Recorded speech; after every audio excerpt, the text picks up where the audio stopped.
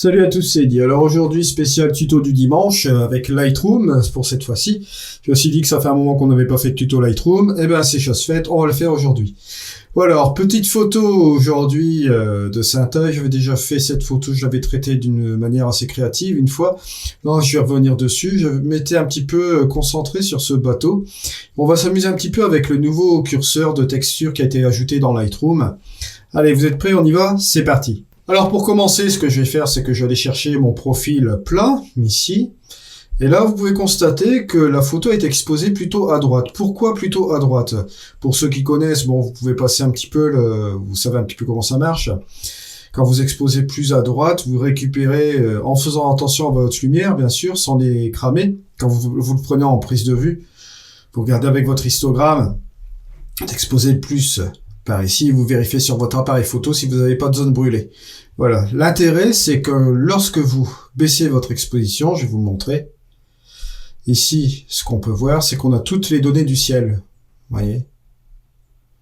Donc, on sait qu'on va pouvoir récupérer toutes les données du ciel sans souci. Alors, sans plus tarder, je vais vous faire un petit peu la démonstration de cela. Alors là, ici, nous allons dégager un petit peu nos ombres et nous allons baisser un peu notre lumière. Pas trop, juste un peu comme ça. Et là, ce que je vais faire, c'est que je vais un peu baisser mon point noir, pas trop, et monter mon point blanc juste ici. Et je vais aussi faire une correction de voile et vous allez voir, vous récupérez déjà toutes ces données-là qui sont ici. Si vous voulez aller aussi encore plus davantage, ce que vous pouvez faire, c'est baisser votre curseur d'exposition qui est là. Vous voyez, et là, on passe d'ici directement de là à ça. Vous voyez, donc on récupère déjà toutes ces données qui sont dans le ciel, quoi, ce qui n'est pas trop mal. Balance des bords, bien sûr, bon, ce qu'on peut faire, c'est prendre ça là-bas. Voilà, pourquoi pas. J'ai oublié de faire aussi supprimer l'aberration chromatique et l'activation du profil de correction. Voilà qui est fait. Et ce que vous pouvez faire aussi, vous amuser aussi directement dans l'étalonnage. Vous avez vos couleurs primaires qui sont ici, le RVB, hein, rouge, vert, bleu. Ce que vous pouvez faire, c'est directement, directement faire une petite saturation au niveau de vos couleurs rouges. Vous allez voir, ça va vous changer un petit peu l'étalonnage de votre colorimétrie. Et ça va vous permettre un petit peu d'avancer un petit peu plus au niveau de votre réglage après, sensiblement. Au niveau du vert, je pense que je vais désaturer un petit peu comme ça, voilà. Juste un peu comme ça. Vous voyez un petit peu la différence, elle est légère, mais elle est là, vous voyez. Ça vous permet déjà de travailler sur quelque chose d'assez solide avec ça. En partant du profil plat, bien sûr, c'est très très intéressant. Voilà. Ensuite, ce que je vais faire là-dedans, bon, forcément, ça clip un petit peu. Je vais regarder en appuyant là et là. Ce que je vais faire, c'est que c'est surtout au niveau des hautes lumières. Je vais baisser sensiblement mon curseur d'exposition. Et ce que je vais faire, je vais aussi ouvrir un petit peu plus mes ombres et dégager mon point noir qui est là. On y va.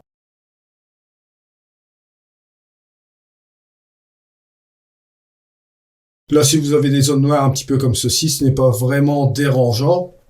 On va partir sur une base comme ceci. Je vous explique pourquoi. C'est très simple. On va pas jouer sur cette courbe, on va laisser ça comme ça. Là, on va s'amuser à allumer le premier plan qui est ici. C'est ce qui nous intéresse le plus si on regarde au niveau de la composition. L'intérêt sera fait directement sur cette barque, bien sûr. On va peut-être l'amener avec un petit peu de structure à ce niveau-là.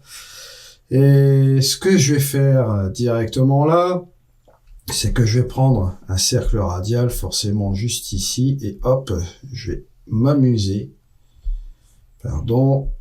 à les tirer juste là. Je fais un contour progressif, et c'est ici que je vais rajouter de l'exposition. On va monter l'exposition, et là, je vais monter le curseur de structure, voyez-vous? Voilà, juste un peu comme ça. Pour un petit peu plus de détails, ce que je vais faire, bien entendu, c'est qu'on va regarder davantage comment que ça interagit là-dessus. La structure, voyez-vous, j'aurais pu très bien rajouter la clarté. Mais bon, la clarté, ça fait vraiment sauvage si je le booste à fond. Hein. Tandis que la texture, regardez, si je le booste à fond, voilà, ça vous joue directement sur cette texture, mais de manière, on va dire, plus fine. C'est-à-dire, quand on analyse un peu l'histogramme, si je vais reprendre un petit peu sur l'image principale, on reviendra un petit peu sur ce cercle radial ici. Si je vais rajouter de la texture comme ceci, vous voyez, au niveau des tons moyens, ça ne va pas vraiment l'impacter. On va dire, ça va pas jouer sur ses couleurs. C'est ce qui fait que c'est plus fin. Tandis que la clarté ici, vous allez jouer sur les tons moyens, ça va le contraster encore en même temps. Ouais, juste là, comme ça. C'est un petit peu ça la différence. Donc moi, ce que je préconise de faire, c'est, regardez, ce qu'on va faire tout de suite, c'est jouer à fond avec la structure, ça y a aucun souci. Et vous allez jouer un petit peu avec la clarté, mais légèrement aussi comme ça. Voilà. En addition. Et vous allez voir qu'ici, ça va lui rajouter quelque chose d'un petit peu plus costaud ici. Si par exemple, je fais cela et j'enlève ce cercle-ci, vous voyez la différence.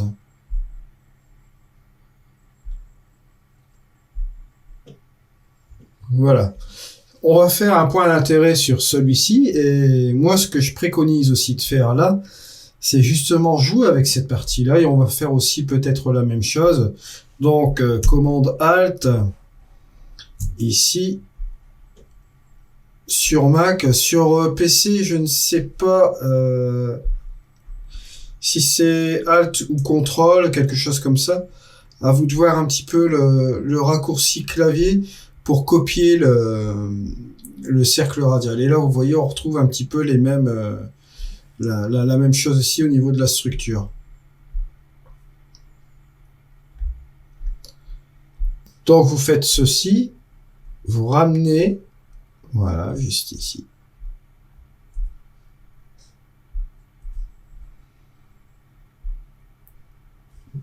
Et là, on pourrait même rajouter encore un petit peu plus de clarté qui est là. La même chose aussi pour ce bateau. Voilà. On va ramener plus d'intérêt sur là-dessus, quoi.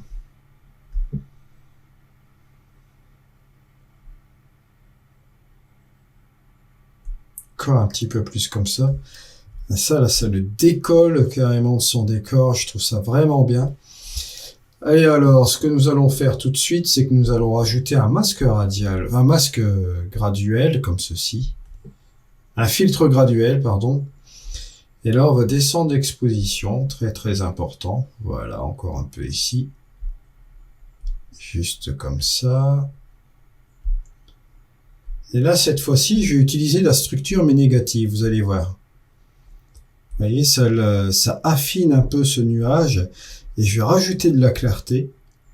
Voilà, vous voyez. Là, par contre, c'est vraiment très intéressant de faire ça, vous voyez. Il faut vraiment bien le doser. Au niveau des nuages, je trouve que ça marche très très bien.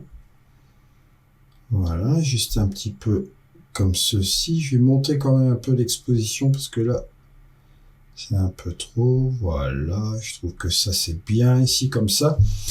Et ce qu'on va faire aussi, c'est que directement, je vais aller là et je vais aller en luminance. Et ce que je vais faire, c'est que je vais m'assurer que ce masque s'applique uniquement sur les nuages. Donc, je vais utiliser la gamme, plus le lissage. Juste un peu comme ça. Vous voyez un petit peu le résultat avant-après. Vous voyez déjà que ça prend quelque chose de bien. Maintenant, ce qui me dérange un peu, c'est cette partie-là qui ne m'intéresse pas trop. Ce que je vais faire maintenant, c'est que je vais prendre encore un autre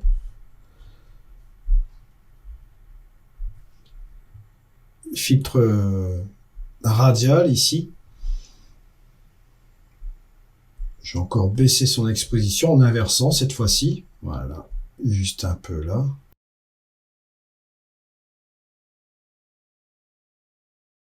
Voilà qui est bien. Et là, cette fois-ci, on va s'amuser un petit peu, vous allez voir, à corriger forcément la teinte un peu. Hein.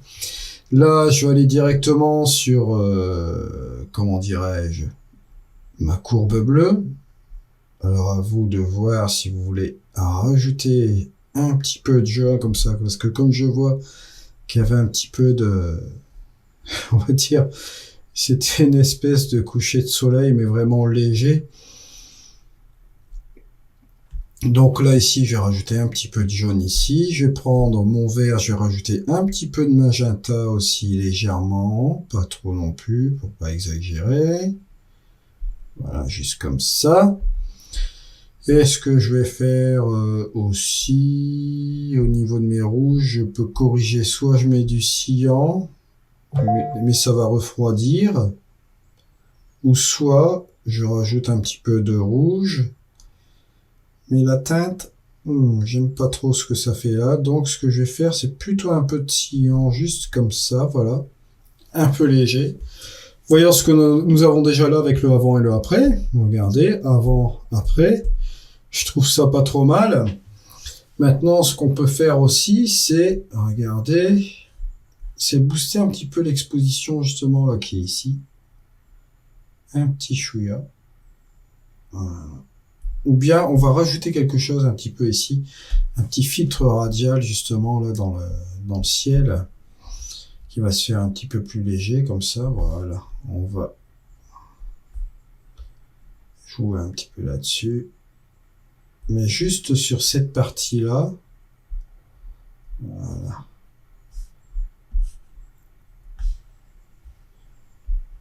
Même le mettre ici. Voilà, juste un peu comme ça. Mettre un petit peu en progressif, on va le mettre un petit peu en jaune peut-être à ce niveau-là, voilà, ça va être bien comme ça. Bien, je vais peut-être le monter, ça me plaît bien comme ça, et peut-être aussi le continuer, voilà, le monter là, pour que c'est un petit impact aussi au niveau du début de cette image-là, ouais, voilà. On en arrive quand même à quelque chose de correct. Si j'enlève tous les cercles, vous voyez un petit peu le résultat. Et si je mets tous les cercles ici, regardez ce qu'on ça donne. Au niveau du filtre radial. Petite différence assez sympa. Donc voici.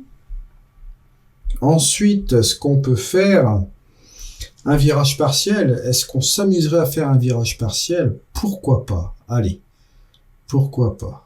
On a déjà joué avec les courbes, mais on peut encore jouer avec le virage partiel. Voyons un peu ceci. Ouais. Vous pouvez appuyer sur la touche Alt et regarder un petit peu au niveau de la teinte. C'est la teinte maximum que vous avez. Hein, c'est la teinte avec saturation maximum, ce que ça donne. Cette teinte-ci n'est pas trop mal. On vient là-dessus. Après, vous voyez, bon, c'est la teinte maximum, hein, comme ceci là. Bon, bien sûr, on va pas la mettre à fond. 14, ce serait pas trop mal. 15, 16 ou bien 20. On va le mettre à 17 et je pense que ça va apporter quelque chose à la colorimétrie. La même chose, vous appuyez sur Alt, vous déplacez votre curseur de teinte pour regarder un petit peu au niveau de vos ombres. Je pense que là, on peut ramener ça là-dedans, ça peut être sympa. Allez, on va essayer. Voilà. Regardez la différence de teinte entre avant et après avec le virage partiel, ce qu'on a rajouté encore en plus. Vous voyez, on était parti de ça. Hop. On part avec ceci. On ramène un petit peu une ambiance assez dramatique dans cette photo qui me plaît assez bien. Donc voilà. Ici, c'est fait au niveau de ce virage partiel. Maintenant, on va aller directement au niveau de la netteté. Et là, au niveau de la netteté, on va quand même pas se gêner. Ce que je vais faire, c'est rajouter du détail. Allez, rajouter du détail à fond. On va regarder ce que ça donne. Voilà, juste là, détail à fond. Et on va booster la netteté. 47. Et on va faire un masquage, bien sûr, au niveau des nuages. Sinon, ça va pas le faire. Hein.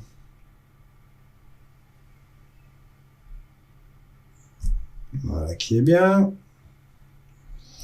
Ici, j'ai deux petites mouettes, on va les laisser. Voilà, donc on en arrive à ça. avec la netteté, très bien comme ça. Là, bien sûr, ce qu'on peut faire aussi, c'est rectifier un peu la rotation pour remettre l'image droite aussi. Juste un peu comme ça. Ce qu'on peut faire aussi, c'est là. Je vais quand même regarder si en 16 neuvième, ça passerait pas mal. Ça va couper quand même une partie de mon ciel. Comme quoi le 16 neuvième ne marche forcément pas toujours. Ici, vous voyez, je perds une partie de mon ciel. Donc, je vais le laisser tel quel. Voilà, juste un peu comme ça. Je trouve qu'il est mieux comme ça. Je vais le couper un petit peu quand même parce que j'ai redressé l'image. Donc là, juste un peu comme ceci et là. Voilà. Et je vais faire ça. Ici, j'ai attiré avec un cercle radial. Maintenant, ce que je vais faire, c'est utiliser quand même une incrustation de peinture au niveau de mon vignettage. Voilà, pour ceux qui connaissent comment je procède toujours sur Lightroom. J'utilise toujours l'incrustation de peinture car la vignette est légère. Vous voyez? Par rapport à la priorité des hautes lumières, la première, regardez. Moi, je trouve assez ça un petit peu soft, mais ça fait vraiment, regardez sur les bords, on voit l'application de la vignette qui est un petit peu grossière. Je trouve ça pas trop terrible, donc j'utilise plus l'incrustation de peinture. Et vous voyez, il y a une progression qui se fait avec ça. Donc voilà, on en arrive à la fin de ce tutoriel du dimanche. Voici donc le avant et le après. Maintenant, ce que vous pouvez faire aussi à la fin, c'est rajouter un petit peu d'exposition ici. Juste un petit peu comme ça, voilà. À 0,80. Donc là, avant, après. On va regarder en plein écran.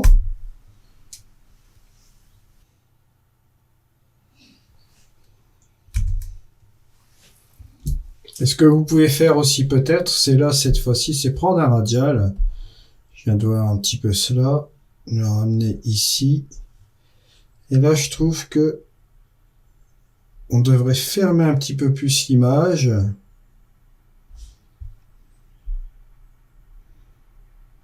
Juste un peu comme ça. Peut-être pas trop exagérer sur l'exposition.